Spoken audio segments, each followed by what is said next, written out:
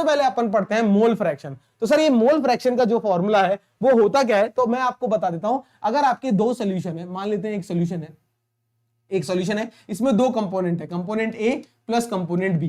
कई बुक्स में 1 और 2 भी मिलेगा। मान लेते हैं कंपोनेंट ए आपका जो है वो है सॉल्यूट, ठीक है बच्चों, और कंपोनेंट बी आपका है सॉल्वेंट। क्लियर जी सर, कोई दिक्कत नहीं, आप उल्टा भी ले सकते हो, कोई घबराने वाली बात नहीं है। अब मैं अगर आपसे पूछूं what is the mole fraction of A, मतलब मोल फ्रैक्शन ऑफ सॉल्यूट, तो मोल फ्रैक्शन ऑफ सॉल्यूट क्या होता है बच्चों, moles of solute upon total moles. अब ये टोटल मोल्स का मतलब यह है कि सॉल्यूशन के अंदर जितने भी कंपोनेंट है उसका टोटल मोल। तो what is mole fraction of A, mole fraction of A is equal to moles of A upon moles of A plus moles of B. ये आ गया पहला फॉर्मूला, रिवाइज कर लो साथ के साथ।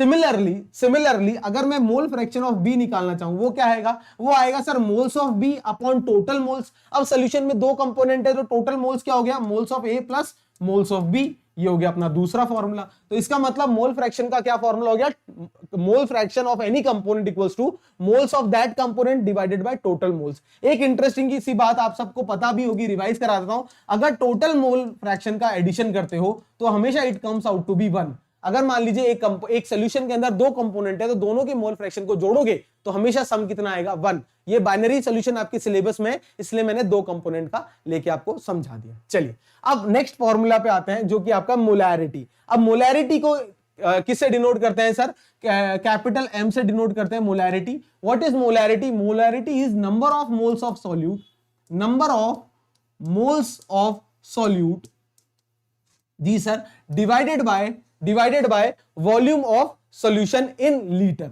Divided by volume of solution that too in litre. ये बहुत इंपॉर्टेंट है कि किसमें क्या लेना है, मोल्स किसमें लेना है, मोल्स की तो सर यूनिट होती ही नहीं है, और वॉल्यूम ऑफ सॉल्यूशन किसमें लेना है, लीटर। तो मोलैरिटी का फॉर्मूला आ गया, मोल्स ऑफ सॉल्यूट को एन सॉल्यूट कह दूं, जी सर कह दीजिए, अपॉन वॉल्यूम ऑफ सॉल्यूशन को वी SOL कह दो, इन लीटर तो ब्रैकेट में लीटर लिख दो। क्लियर है। इसको फर्दर और डिवाइड करना चाहते हो और बाइफरकेट करना चाहते हो तो मोल्स ऑफ सॉल्यूट क्या हो जाएगा, मोल्स ऑफ सॉल्यूट हो जाएगा मास ऑफ सॉल्यूट, ठीक है, मास ऑफ सॉल्यूट, ठीक है, वेट लिख दीजिए, W लिख दीजिए, mass of solute divided by molecular mass of solute, ठीक है जी sir, into 1 upon volume of solution in litre, ऐसे लिख, ठीक है, इन लीटर। अब अगर ये ml में दे रखा है तो क्या करना है, ऊपर 1000 लगा देना है, कुछ भी नहीं करना है। तो ये हो गया पहला फॉर्मूला मोलैरिटी का, ठीक है। चलो मोलैरिटी के बाद अब बात करते हैं नेक्स्ट फॉर्मूला जो है molality.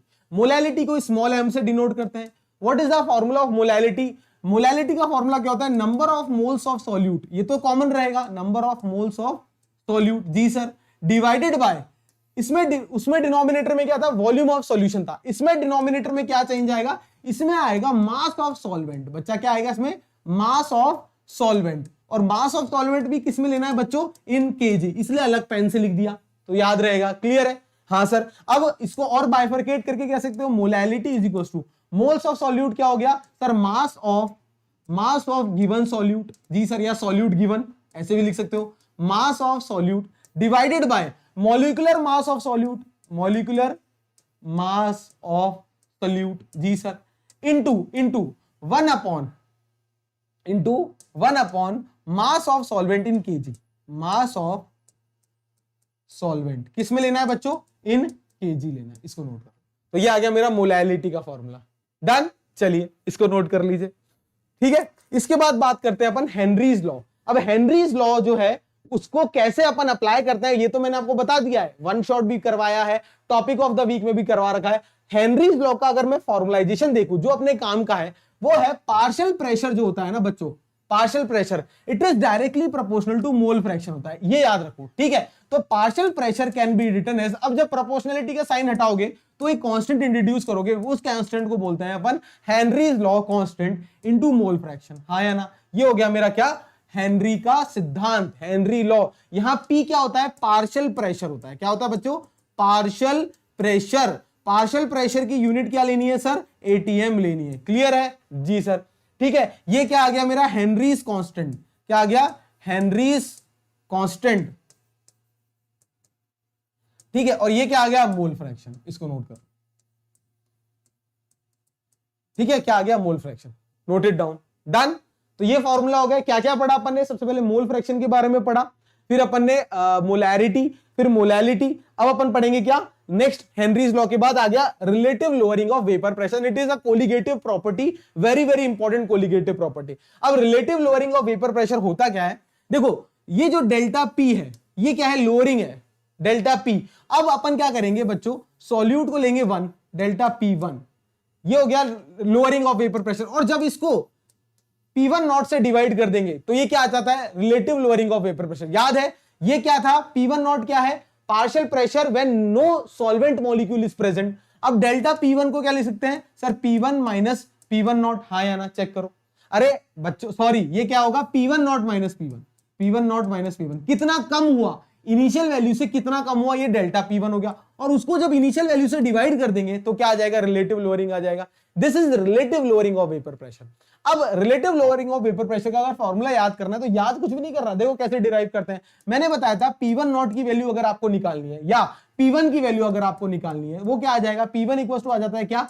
P1 not into x1। कहां से निकाला? राउल्ट्स लॉ से निकाला। अब इस P1 की वैल्यू यहां रख दो, इस P1 की वैल्यू क्या कर दो? यहां पुट कर दो। इधर आ जाओ, इधर पुट कर देते हैं। तो delta P1 upon P1 not की वैल्यू कितनी आ जाएगी बच्चा? P1 नॉट माइनस इसको P1 नॉट x1 लिख दिया as per Raoult's law upon P1 not. हाँ है ना? ये तो P1 नॉट चल रहा है। क्लियर? जी सर। तो delta P1 upon P1 not की वैल्यू कितनी आ जाएगी? इसमें P1 नॉट कॉमन ले लो, ले लिया सर। 1 माइनस x1 आ गया जी सर, अपॉन P1 नॉट। तो P1 नॉट से P1 नॉट कैंसिल हो जाएगा सर। 1 minus x1। देखो अगर दो बाइनरी सॉल्यूशन है जिसमें 1 है और एक कंपोनेंट 1 है, एक कंपोनेंट 2 है, तो मोल fraction of 1 plus mole fraction of 2 हमेशा क्या होगा? 1 के बराबर। अगर मैं मोल फ्रैक्शन ऑफ 2 निकालना चाहता हूं, क्या वो 1 माइनस मोल फ्रैक्शन ऑफ 1 के बराबर हो जाएगा? तो 1 माइनस मोल फ्रैक्शन ऑफ 1 को क्या कह सकते हो? x2 या chi2। तो delta P1 upon P1 not की वैल्यू कितनी आ जाएगी? x2। क्लियर है? तो relative lowering of vapour pressure किसके बराबर आ गया? मोल फ्रैक्शन ऑफ कंपोनेंट 2। क्लियर है? मतलब एक के ही मोल फ्रैक्शन पे डिपेंड करता है। ये भी इसका डेरिवेशन हो गया। तो relative lowering of vapour pressure का क्लियर है आपको फॉर्मूला? चलो इसको नोट कर लो। ठीक है, चलिए डन। नेक्स्ट कोलिगेटिव प्रॉपर्टी है एलिवेशन इन बॉइलिंग पॉइंट। अब एलिवेशन इन बॉइलिंग पॉइंट का अगर अपन फॉर्मूला रिवाइज करें तो क्या होता है? एलिवेट कितना हुआ बॉइलिंग पॉइंट? तो डेल्टा टीबी क्या होता है? Elevation in boiling point. कितना एलिवेट हुआ? तो फाइनल कितना हुआ माइनस इनिशियल कितना था। भाई सॉल्यूट डालने के बाद जो बॉइलिंग पॉइंट एलिवेट कितना हुआ? डेल्टा टीबी कितना हुआ? TB minus TB naught. हाँ या ना? अब ये जो डेल्टा टीबी होता है बच्चों, एक्सपेरिमेंटली देखा गया कि ये मोलैलिटी के क्या होता है? डायरेक्टली प्रोपोर्शनल होता है। क्या होता है बच्चों? मोलैलिटी स्मॉल m के डायरेक्टली प्रोपोर्शनल। तो delta TB is directly proportional to small m।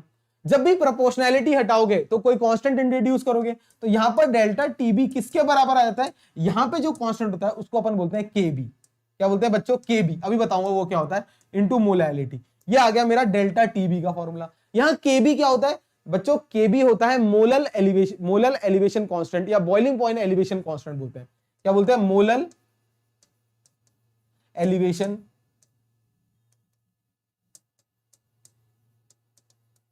Constant. ठीक है, चलो लिख लिया। इसको और फर्दर कैसे लिख सकते हैं सर? और कैसे और बाइफरकेट करके? भाई मोलैलिटी की वैल्यू लिख दो, सिंपल। तो डेल्टा टीबी कितने आ गया? देखना delta TB is equal to, देखो मैंने केबी एज इट इज लिख दिया। केबी क्या हो गया भाई? कांस्टेंट हो गया। इसके अलावा क्या बचा मेरा? मोलैलिटी। अब मोलैलिटी क्या होता है? अब देखना बहुत ध्यान से, यहां लिख देता हूं। 1 मैंने मान लिया सॉल्वेंट, देखना ये जनरल कंसेप्ट होता है। 2 मैंने मान लिया क्या? सॉल्यूट। ऐसे लिख लो। दो कंपोनेंट है जिसमें कंपोनेंट 1 को मैंने सॉल्वेंट मान लिया, कंपोनेंट 2 को मैंने सॉल्यूट मान लिया। अब देखो मोलैलिटी का क्या फॉर्मूला बताया था मैंने? सर ने बताया था moles of solute upon mass of solvent in kg. तो मोल्स ऑफ सॉल्यूट को N2 कह दूं जी sir, divided by weight of solvent, तो W मान लू इन केजी, W1 इन केजी। हाँ या ना? चेक कर लो, सिंपल। अरे ये तो पढ़ रखा है अपन ने जी सर। तो delta TB can be written as, अरे केबी को एज इट इज लिख दिया जी sir, into N2। Moles of solute कितना होता है सर? W2।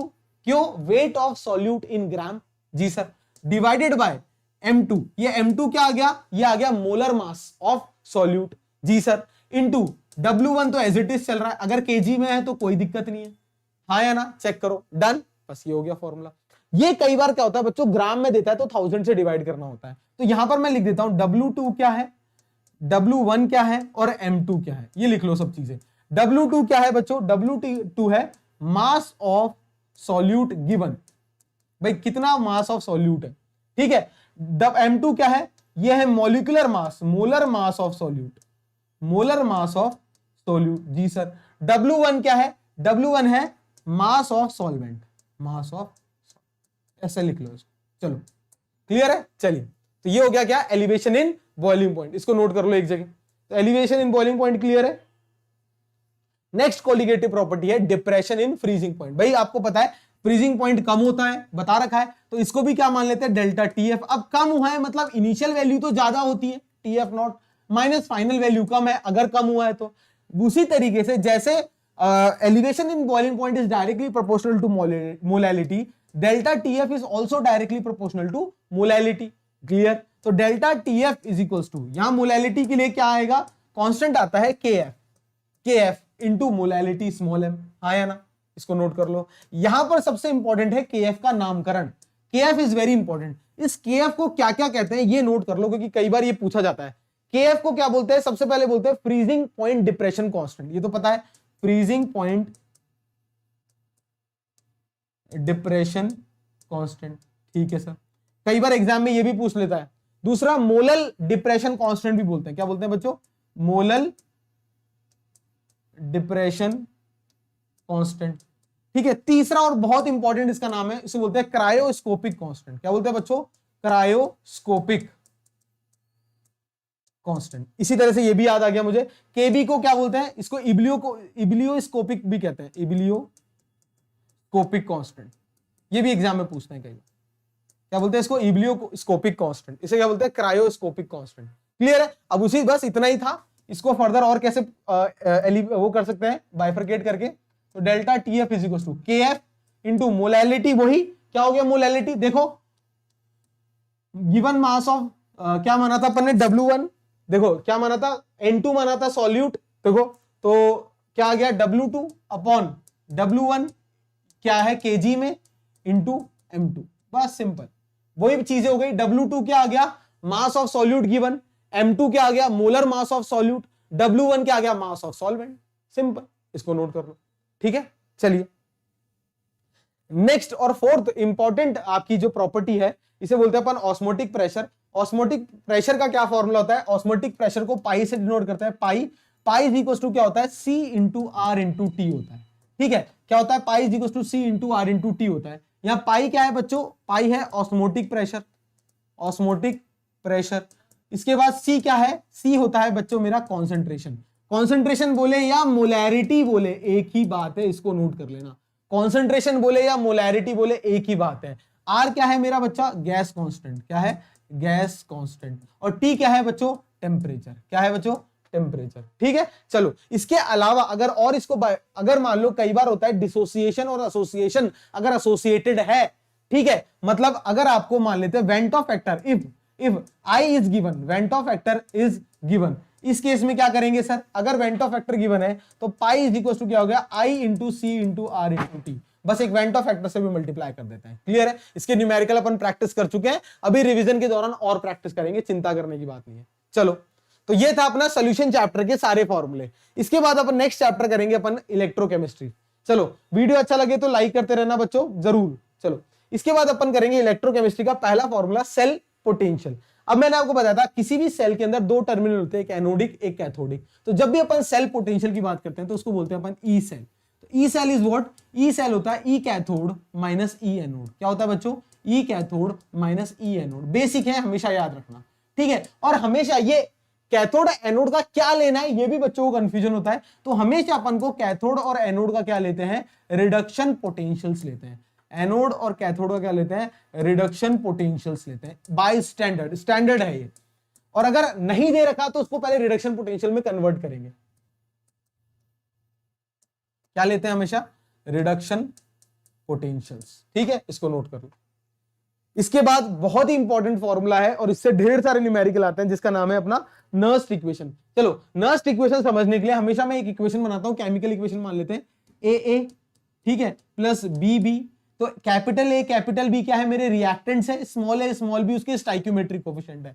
ये रिएक्ट करके मान लेते हैं C C plus D D बनाते हैं। Capital C capital D product है, स्मॉल सी स्मॉल डी उनके स्टाइक्यूमेट्रिक कोफिशिएंट है। अब इस रिएक्शन के लिए अगर मेरे को ई सेल लिखना है, क्या लिखना है बच्चों, अगर मुझे ई सेल लिखना है तो ई सेल का क्या फॉर्मूला होगा, इस रिएक्शन के लिए ई सेल का डायरेक्ट फॉर्मूला होता है ई नॉट सेल माइनस, बहुत ध्यान से देना, E naught cell minus R T upon N F, ऐसे याद रखो, E naught cell minus R T upon N F L N natural log, ऐसे याद रखना, natural log product upon reactant. कैसे याद रखेंगे, प्रोडक्ट अपॉन रिएक्टेंट। तो प्रोडक्ट क्या है, उनकी कॉन्सेंट्रेशन लेनी है, और कॉन्सेंट्रेशन हमेशा एक्वस सॉल्यूशन की लेनी है, और अगर गैसियस फेज में कोई चीज गिवन है तो उसका क्या लेना है, पार्शियल प्रेशर लेना है। तो concentration of C into concentration of D, अगर सब एक्वस में है याद रखना, divided by concentration of A into concentration of B.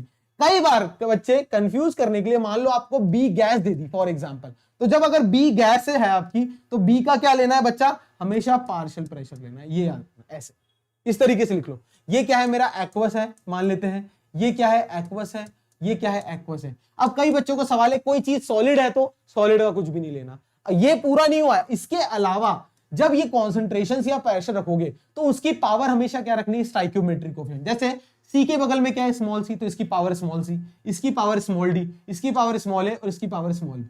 तो स्टाइक्योमेट्रिक कोफिशिएंट कहां चले जाते हैं सर, पावर में चले जाते हैं। क्लियर है, इस सब में सबकी वैल्यूज आपको पता है। आर क्या होगा सर, गैस कांस्टेंट, इसकी वैल्यू क्या होती है आप सबको पता है, 8.314 जूल पर केल्विन पर मोल, हाँ या ना, इसको नोट कर लो। ठीक है, इसके अलावा एन क्या, टी क्या है आप सबको पता है, टेम्परेचर। टी क्या है बच्चों, सर टेम्परेचर है। ठीक है, किस में लेना है टेम्परेचर, सर केल्विन में। ठीक है, एफ एन क्या है, नंबर ऑफ इलेक्ट्रॉन, ऑक्सीडेशन और रिडक्शन होगा तो कितने इन्वॉल्व है, number of electrons involve. Clear, इसके बाद एफ क्या है, फैराडेज कांस्टेंट, इसकी वैल्यू आप सबको याद रखनी है 96500 कूलम्स। ये क्या होता है, फैराडेज कांस्टेंट, फैराडेज,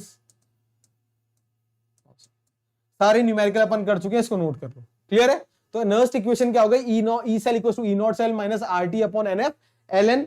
कॉन्सेंट्रेशन लेनी है हमेशा एक्वस फेज की, और अगर आपको कोई गैस दे रखा है तो उसका क्या लेना है, पार्शियल प्रेशर, इसको नोट कर लो। चलिए डन।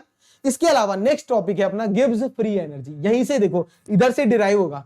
गिब्स फ्री एनर्जी में क्या होता है, कैसे निकालते हैं, या सबसे पहले एक काम करते हैं, यहीं पर मैं क्या कर रहा हूं, ई नॉट सेल निकालता हूं, पहले इधर ही आगे कर लेते हैं सब। अब देखो, अगर इक्विलिब्रियम दे रखा है तो at equilibrium, at equilibrium, equilibrium पे बच्चों क्या होता है, जो ई सेल की वैल्यू होती है वो क्या आ जाती है, जीरो। ई सेल मेरा क्या हो जाता है बच्चा, सर जीरो। ये इंपॉर्टेंट बात है, इसको नोट करके रखना।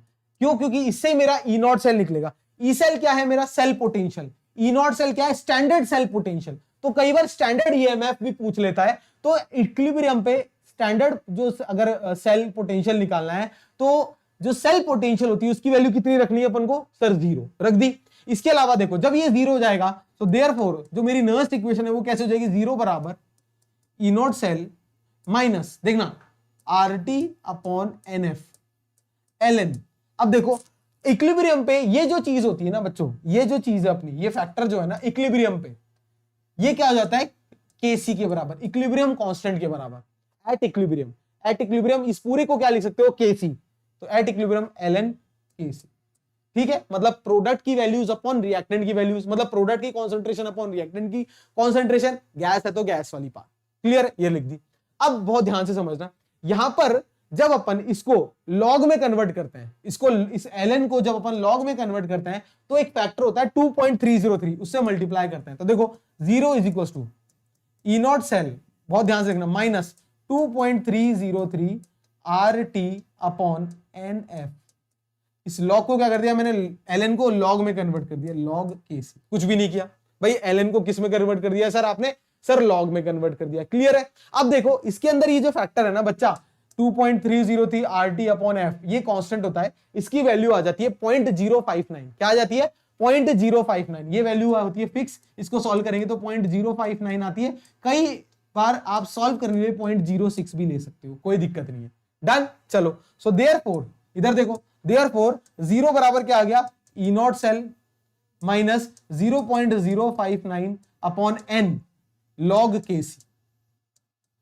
क्लियर है, ये देखो। सो देयरफॉर मेरा जो ई नॉट सेल है, ई नॉट सेल उसकी वैल्यू कितनी आ जाएगी 0.059 अपॉन एन लॉग, इसका लॉग, ये आ गया ई नॉट सेल इक्विलिब्रियम पे। ठीक है, केसी क्या है, इक्विलिब्रियम कांस्टेंट है, इसको मत भूलना। केसी क्या है बच्चों, इक्विलिब्रियम कांस्टेंट है। What is KC, equilibrium constant. और ई नॉट सेल क्या है, ई नॉट सेल है standard cell potential, standard cell potential, इसको नोट कर लो। चलिए डन। इसके बाद नेक्स्ट आती है बारी अपनी गिब्स फ्री एनर्जी। यहीं से गिब्स फ्री एनर्जी निकलता है। गिब्स फ्री एनर्जी को अपन डेल्टा जी से बोलते हैं। इसकी वैल्यू होती है minus N F E cell. E cell तो आप नर्स्ट इक्वेशन से निकाल लोगे, N number of electrons involve, F Faraday constant. कई बार स्टैंडर्ड गिब्स फ्री एनर्जी पूछता है, डेल्टा जी नॉट क्या है स्टैंडर्ड, इसकी वैल्यू होगी माइनस एन एफ, कुछ भी नहीं करना, यहां ई नॉट सेल रख देना, डन। ये स्टैंडर्ड गिब्स फ्री एनर्जी हो गया। ये क्या हो गया गिब्स फ्री एनर्जी, ये क्या हो गया स्टैंडर्ड गिब्स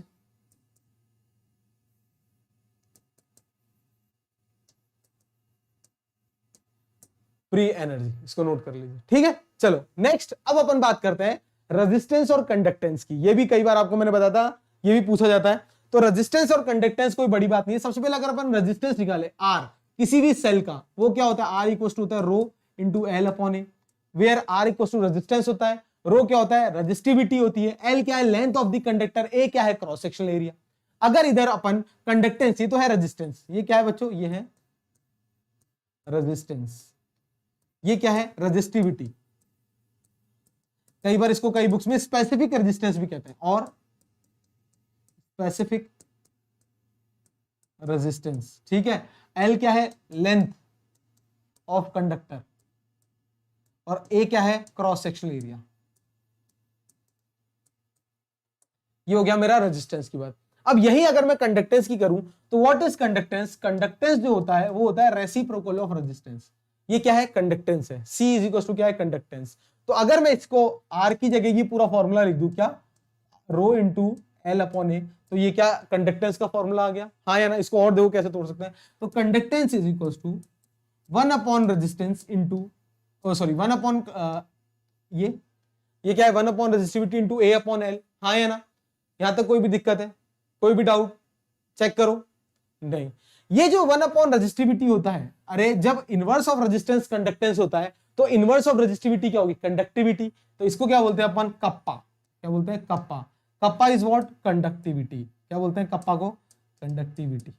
बहुत ध्यान से देखना। तो ये जो फॉर्मूला है ये वाला और कैसे लिख सकते हैं, तो conductance is equal to 1 upon resistance को क्या लिख दिया kappa conductivity into area of cross section upon L, A upon L, A upon L. और कंडक्टिविटी को मैं कैसे कह सकता हूं sir conductance into L upon A, हाँ या ना चेक करो, conductance into L upon A. ये जो एल अपॉन ए वाला फैक्टर है ना बच्चा, इसको क्या बोलते हैं, इस फैक्टर को बोलते हैं सेल कांस्टेंट। क्या बोलते हैं सेल कांस्टेंट। इसका मतलब एक और फॉर्मूला गया, क्या आ गया conductivity that is kappa is equal to क्या होता है conductance C into cell constant. Cell constant को कई बुक्स में G स्टार भी लिखते हैं, तो आप भी G स्टार मान सकते हैं। ये लो, ये हो गया फॉर्मूला, डन। चलिए, तो ये आ गया क्या बेसिक है रेजिस्टेंस और कंडक्टेंस। किसी भी अगर सॉल्यूशन का निकालना है तो कैसे निकालेंगे, डन। चलो इसके बाद अब बात करते हैं अपन नेक्स्ट मोलर कंडक्टिविटी की। नेक्स्ट मोलर कंडक्टिविटी क्या होती है। अब मोलर कंडक्टिविटी को अपन डिनोट करते हैं लैम्डा एम, किससे लैम्डा एम से। मोलर कंडक्टिविटी होती है क्या कंडक्टिविटी अपॉन कप्पा अपॉन सी। ये सी क्या होता है कॉन्सेंट्रेशन या मोलैरिटी, एम भी बोल सकते हो इसको। तो ये हो गया मेरा क्या, ये हो गया मोलर कंडक्टिविटी, मोलर कंडक्टिविटी क्या हो गया ये कंडक्टिविटी अपॉन सी क्या हो गया कॉन्सेंट्रेशन। कॉन्सेंट्रेशन बोलो या मोलैरिटी बोलो, एक ही बात है मोलैरिटी। कई बार कंफ्यूज हो जाते हैं बच्चे, सी कंडक्टेंस नहीं कंसेंट्रेशन, क्लियर है। अगर ठीक है, और इफ अगर आपकी कप्पा की वैल्यू वैसे किस में होती है सीमन मीटर इनवर्स, कप्पा की जो यूनिट होती है वो होती है बच्चा सीमन मीटर इनवर्स, ये इसकी ऐसा यूनिट होती है। बट अगर आपको इफ कप्पा अगर आपको सीमन सेंटीमीटर इनवर्स में गिवन है, अगर इफ, तो ये फॉर्मूला चेंज हो जाता है और ये फॉर्मूला क्या बन जाता है, ये बन जाता है molar conductivity is equal to kappa into कुछ नहीं, किससे मल्टीप्लाई करेंगे, अरे सेंटीमीटर को मीटर में 1000, बस खत्म, डिवाइडेड बाय मोलैरिटी।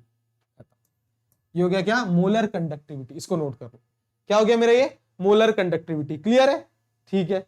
इसके बाद नेक्स्ट अपन बात करते हैं क्या, कोलराश लॉ।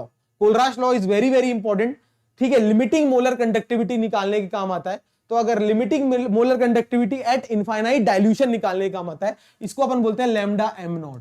क्या है ये है मेरी limiting molar conductivity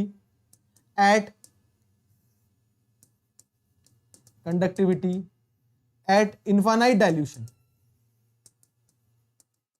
infinite dilution के अंदर लिमिटिंग मोलर कंडक्टिविटी कैसे निकालता है, तो मान लेते हैं कि जब भी किसी आयन को डालोगे तो डिसोसिएट होंगे कैटायन में और एनायन में। तो कितने नंबर ऑफ आयंस डिसोसिएट हुए कैटायन के, वो मान लेते हैं अपन नू प्लस, ये क्या है, ये वो नंबर ऑफ आयंस है जो कैटायन के बने। मतलब अगर मैं MgCl2 मानूं, देखना बहुत ध्यान से, MgCl2 जब डिसोसिएट होगा बच्चों तो क्या बनेगा, Mg2 प्लस 2Cl माइनस, हाँ या ना, चेक करना। तो MgCl2 किसमें, कितने कैटायन में डिसोसिएट है, एक, और कितने एनायन में, दो। तो ये जो नू प्लस है, क्या बोलते हैं इसको, नू प्लस, ये क्या है, नंबर ऑफ कैटायंस। कितने हैं नंबर ऑफ कैटायन, एक Mg है तो 1, अगर 2 Mg होता तो 2 होते। क्लियर है जी सर।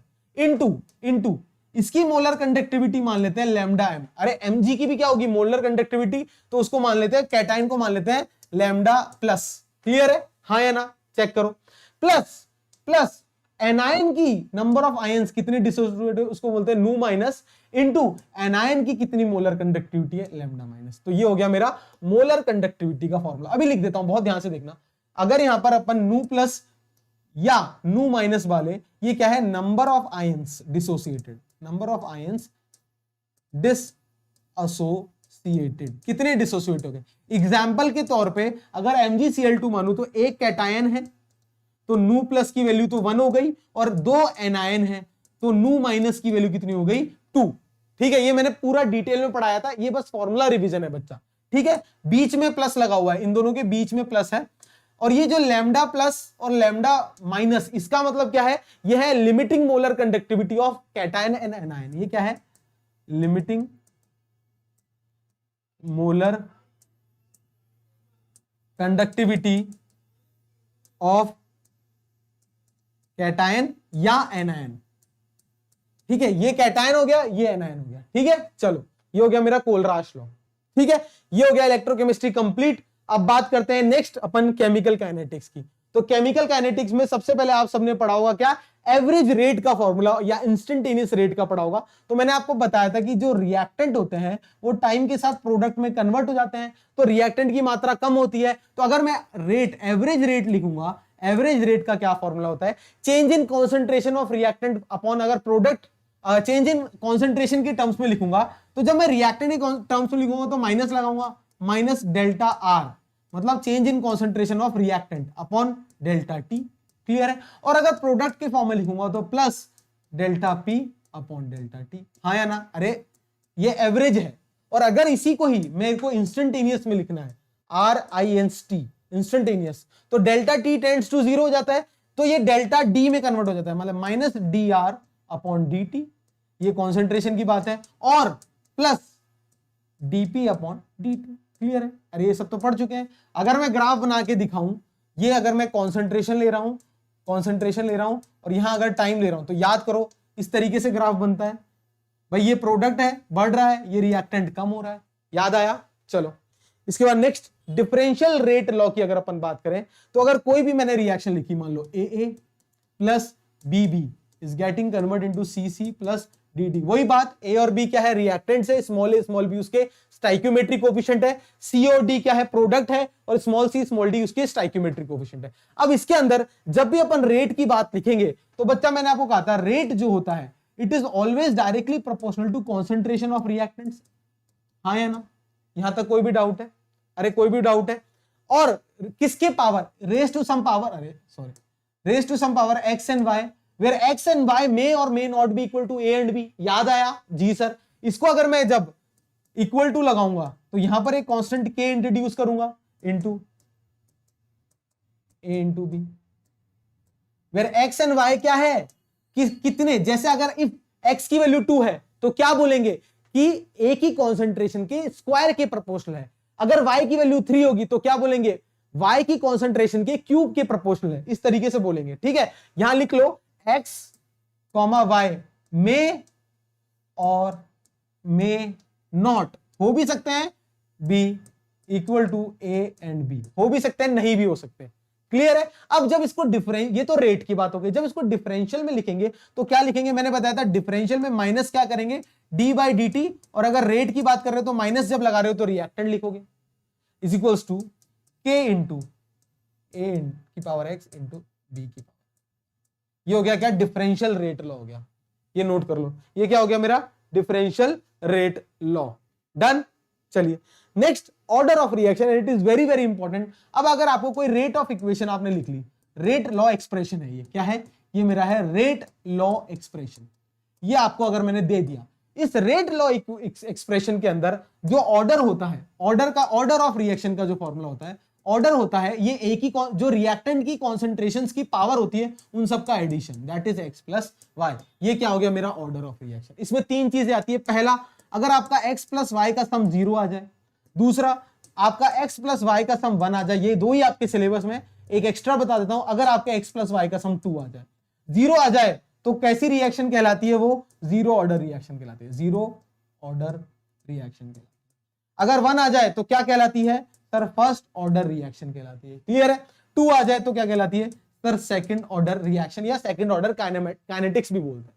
चलो डन। अब इसके बाद नेक्स्ट इंटीग्रेटेड रेट लॉ की बात करेंगे। इंटीग्रेटेड रेट लॉ कुछ नहीं करना, इस dt को इधर लाना है, डिफरेंस इंटीग्रेट कर देना है। तो इसमें आपके दो ही सिलेबस में, एक जीरो ऑर्डर का है, एक फर्स्ट ऑर्डर का है। तो लिख लो, आपको दो ही फॉर्मूला याद रखना है न्यूमेरिकल के लिए, इसका पूरा डेरिवेशन ऑलरेडी डन है फॉर जीरो ऑर्डर। सिर्फ फॉर्मूला रिवीजन है ना बच्चा, इसलिए थोड़ा इस तरीके से कर रहे हैं। फॉर जीरो ऑर्डर, अगर जीरो ऑर्डर के लिए मुझे निकालना है इंटीग्रेटेड, तो मैं रेट कांस्टेंट की जो आपकी वैल्यू है वो comes out to be R naught T equal to 0 पे जो कॉन्सेंट्रेशन थी, माइनस आर टी टाइम पे जो कॉन्सेंट्रेशन थी, अपॉन टी जितना टाइम लगा इस कॉन्सेंट्रेशन को चेंज होने में। ये जीरो ऑर्डर के लिए इंटीग्रेटेड रेट लॉ में रेट कांस्टेंट की वैल्यू आई थी। ये क्या है, रेट कांस्टेंट है। के क्या है बच्चों, रेट कांस्टेंट है। टी क्या है, टाइम है। ये क्या है, R naught initial concentration, initial concentration, और आर क्या है, फाइनल कॉन्सेंट्रेशन। ऐसे याद। क्लियर है। डन। ये जीरो ऑर्डर के लिए है, ये नोट करना। ये किसके लिए है बच्चों, जीरो ऑर्डर के लिए है। वहीं अगर मैं फर्स्ट ऑर्डर के लिखूं, यहां लिखता हूं फॉर फर्स्ट ऑर्डर, दो ही है सिर्फ सिलेबस में, first order reaction. First order reaction के लिए अगर मैं रेट कांस्टेंट की वैल्यू निकालता हूं तो it comes out to be K is equal to 2.303 upon T. ऐसे याद रखना, K is equal to 2.303 upon T log initial concentration upon final concentration. बस ऐसे याद रखना, ठीक है। डन। चलिए, के क्या है, रेट कांस्टेंट, टी टाइम, कुछ भी निकाल सकता है आपको, कोई भी कुछ चीजें भी पूछ सकता है। अगर आपको रेट कांस्टेंट पूछा है तो भी निकाल सकते हो, आपको टाइम पूछा है तो भी निकाल सकते हो। ये क्या है, 2.303 वही है, rate constant, time, initial concentration, final concentration, या ये कह सकते हो कॉन्सेंट्रेशन एट टाइम टी। चलिए नेक्स्ट, अब हाफ लाइफ की बात करते हैं। ये इससे भी बहुत बार न्यूमेरिकल पूछा जाता है आपसे कि हाफ लाइफ का क्या फॉर्मूला है। हाफ लाइफ में देखो कुछ भी नहीं करना, हाफ लाइफ वो टाइम होता है जब आपकी जो कॉन्सेंट्रेशन है वो इनिशियल वैल्यू की क्या हो जाए, आधी हो जाए। सिंपल सी बात है। तो इसका मतलब आपको ये दोनों वैल्यूज आपको क्या निकालना, अगर आपको यहाँ T equals to T half कह दूं, इसका मतलब आर की वैल्यू क्या है, आर नॉट बाई 2। सिंपल। तो हाफ लाइफ अगर अपन पहले फॉर जीरो ऑर्डर निकाले, फॉर जीरो ऑर्डर निकाले, अगर जीरो ऑर्डर के लिए हाफ लाइफ निकालना है तो देखना, टी हाफ अगर मुझे चाहिए तो क्या करना है, आर की वैल्यू, फाइनल कॉन्सेंट्रेशन क्या कर दो, इनिशियल कॉन्सेंट्रेशन का आधा कर दो सर। सिंपल। अब आपको इंटीग्रेटेड रेट लॉ से आपको पता है के की वैल्यू कितनी आती है for zero order, R naught minus R, clear है, अपॉन टी। अरे कोई भी डाउट है, अरे R naught minus R upon T. अब देखना बहुत ध्यान से, जब मेरा आर की value R naught by T है और टी क्या हो जाएगा टी हाफ, तो T half comes out to be, बहुत ध्यान से देखना, R naught minus R naught by two, तो इसकी value R naught by to हो जाएगी अपॉन के। कोई भी डाउट नहीं सर, कोई भी डाउट नहीं। इसका मतलब जीरो ऑर्डर रिएक्शन के लिए टी हाफ की वैल्यू कितनी आती है, आर नॉट अपॉन टू के। इसको नोट कर लो, कितनी आती है, आर नॉट अपॉन टू के। इंपॉर्टेंट है, कई बार पूछते हैं एग्जाम में कि half life for zero order reaction depend upon initial concentration. Yes, it depend upon initial concentration. क्या लिख सकते हो, half life of zero order reaction depends upon initial concentration. Initial, ये प्रूफ भी कर दिया मैंने, ठीक है। अब अगर मैं फर्स्ट ऑर्डर की बात करूं, अगर मैं बात करूं फॉर फर्स्ट ऑर्डर, बहुत ध्यान से देखना, for first order half life निकाल रहा हूं, वही क्या करना है, कुछ भी नहीं करना, भी जैसे किया था कि आर की वैल्यू क्या रख दो आप, आर नॉट बाई टू रख दो, इनिशियल कॉन्सेंट्रेशन की आधी, और टी की जगह क्या रख दो, टी हाफ लिख दो, कुछ भी नहीं करना। तो अगर फर्स्ट ऑर्डर के लिए मैंने रेट कांस्टेंट की वैल्यू या टाइम की वैल्यू कितनी निकाली थी, 2.303 अपॉन के लॉग, याद आया, initial concentration upon final concentration, done. अब क्या करना है, टी की जगह टी हाफ रखना है और आर की जगह आर नॉट बाई टू रखना है, रख दो, चाहो तो सॉल्व कर लेते हैं आपके लिए। तो टी हाफ बराबर कितना आ जाएगा बच्चों, 2.303 अपॉन के, देखना log initial concentration R naught है, final concentration R naught by two, तो टू ऊपर आ जाएगा, आर नॉट से आर नॉट कट जाएगा, लॉग टू की वैल्यू 0.3010 होती है, तो T half comes out to be 2.303 into 0.3010 divided by K. इसको सॉल्व करोगे तो हाफ लाइफ कितनी आ जाएगी, 0.693 अपॉन के। तो फर्स्ट ऑर्डर की हाफ लाइफ का वैल्यू आ जाएगी। क्या फर्स्ट ऑर्डर की हाफ लाइफ इनिशियल कॉन्सेंट्रेशन पे डिपेंड कर रही है, नहीं, फर्स्ट ऑर्डर की half life does not depend upon initial concentration. इसको नोट कर लो, डन, क्लियर है बच्चों। नेक्स्ट और लास्ट है अपना आरएनएस इक्वेशन। आरएनएस का फॉर्मूला या आरएनएस इक्वेशन भी एग्जाम में बहुत बार पूछी जाती है, तो इसका फॉर्मूला लिख लो। इसके अंदर जो रेट कांस्टेंट होता है के, इसकी वैल्यू क्या आती है, तो के इज इक्वल टू होता है A into E to the power minus E A upon R T. ये होता है मेरा आरएनएस इक्वेशन। इस आरएनएस इक्वेशन के अंदर के क्या है, मेरा रेट कांस्टेंट, के क्या है, रेट कांस्टेंट आ गया, ठीक है बच्चों। ए क्या है, आरएनएस फैक्टर, क्या है, आरएनएस फैक्टर या आरएनएस इक्वेशन कांस्टेंट भी लिखते हैं, ठीक है सर, ठीक है। इसके अंदर जो सबसे इंपॉर्टेंट फैक्टर है वो है ईए, एक्टिवेशन एनर्जी। ये क्या कहलाती है, ईए, ये है मेरी एक्टिवेशन एनर्जी, ठीक है, डन। आर क्या है सर, गैस कांस्टेंट, और टी क्या है बच्चों, सर टेम्परेचर। क्लियर है, इसको नोट कर लिया, सॉरी, ठीक है। अब कई बार इसको जो ध्यान में रखते हुए भी कई बार आपको क्या करता है, आपको टेम्परेचर, डिफरेंट टेम्परेचर पे डिफरेंट रेट कांस्टेंट निकालने को कहता है, ठीक है। वो कैसे निकालता है, ये इंपॉर्टेंट है, ठीक है। कई बार आपको ऐसे कहता है कि eight T1 temperature rate constant है K1 एंड T2 टेम्परेचर पे रेट कांस्टेंट की वैल्यू K2 है। तो K1 K2 और T1 T2 में क्या रिलेशन आता है, ये नोट कर लो। तो आता है log K2 upon K1 is equal to log K2 upon K1 equal to EA upon 2.303 R, ऐसे याद करो, EA अपॉन 2.303 R। क्लियर है, K2 अपॉन K1 किया है या नहीं किया, तो 1 upon T1 minus 1 upon T2,